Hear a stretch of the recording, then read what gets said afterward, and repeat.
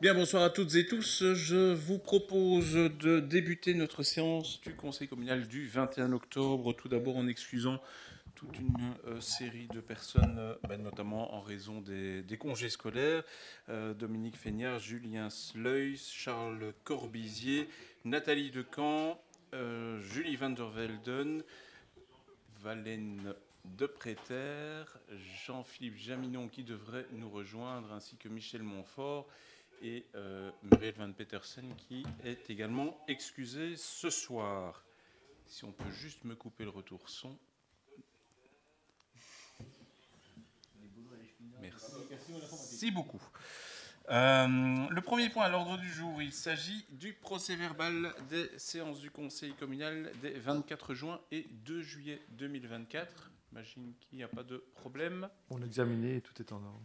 Merci beaucoup. Alors nous avons deux modifications budgétaires au niveau du CPS au point 2 et 3. Donc pour le groupe ensemble, on suivra l'avis de nos conseillers CPS qui se sont abstenus sur les points 2 et 3. Ils ont pu faire leurs remarques en séance du CPS. Très bien. Et donc nous avons 1, 2, 3, 4, 5, 6 votes pour et 7 abstentions. Bonsoir Michel. Alors le point 4, il s'agit de l'Assemblée générale du 5 novembre d'Imio. J'imagine qu'il n'y a pas de souci. Oui, pour nous. Point 5, d'Essetia. J'imagine qu'il n'y a pas de problème non plus.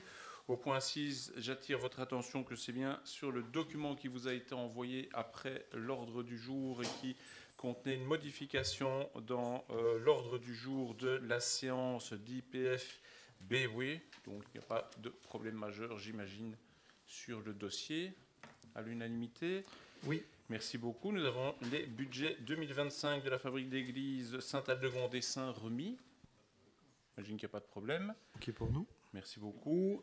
Le contrat cadre pour l'assurance hospitalisation collective pour les années 2026 à 2031. C'est une demande de marquer son intérêt par la province de Hainaut. La décision devra venir évidemment ultérieurement. Oui. J'imagine qu'il n'y a pas de problème. Merci beaucoup. L'accord cadre pour les fournitures des livres et autres ressources du ministère de la Fédération Wallonie-Bruxelles pour les années 2025 à 2029. Il s'agit aussi ici de marquer son intérêt. Est-ce qu'on peut avoir un peu plus d'explications par rapport à ça? Oui, Ronald, tu peux donner des explications?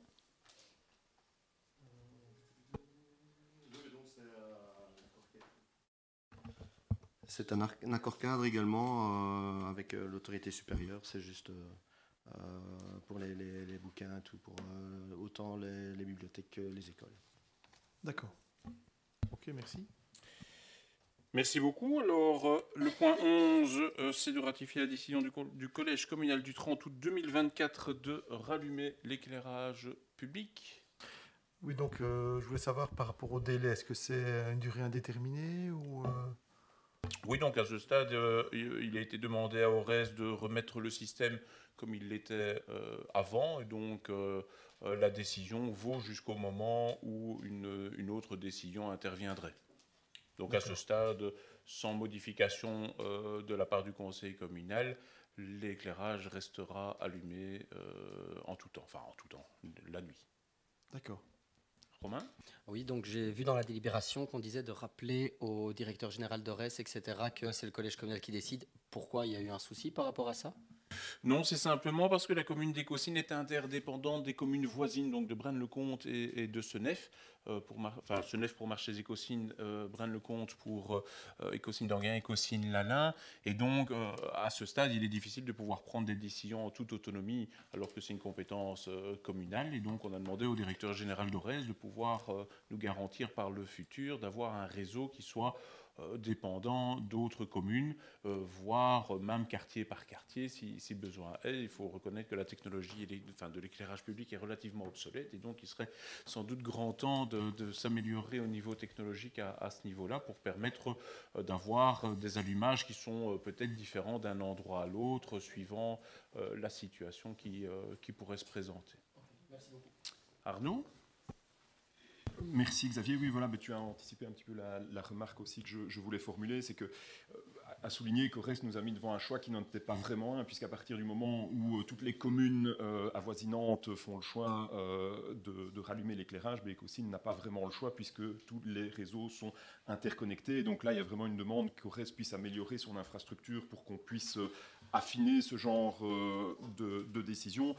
Évidemment, il faut rappeler aussi qu'il y a des économies substantielles, que ce soit financières, mais également en termes d'énergie, qui ont pu être obtenues par les mesures qui avaient été prises au niveau de l'éclairage, et que donc c'est un point qui devra, à mon sens, encore être affiné et creusé avec des améliorations à fournir par Orez. Et donc c'est ce qui avait été transcrit dans la délibération à ratifier aujourd'hui.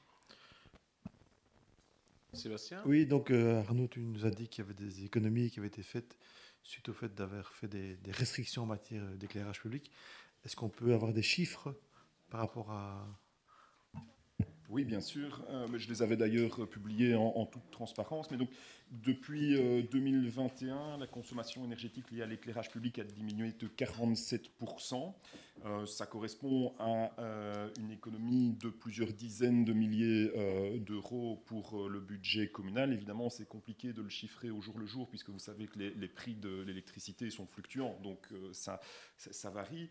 On est passé d'une consommation de 853 000 kWh en 2018 à 408 000 kWh en 2023, soit une diminution d'à peu près 50%, comme je l'ai dit, et qui correspond à l'équivalent de la consommation annuelle de 370 personnes. Donc vous voyez que ce n'est pas négligeable.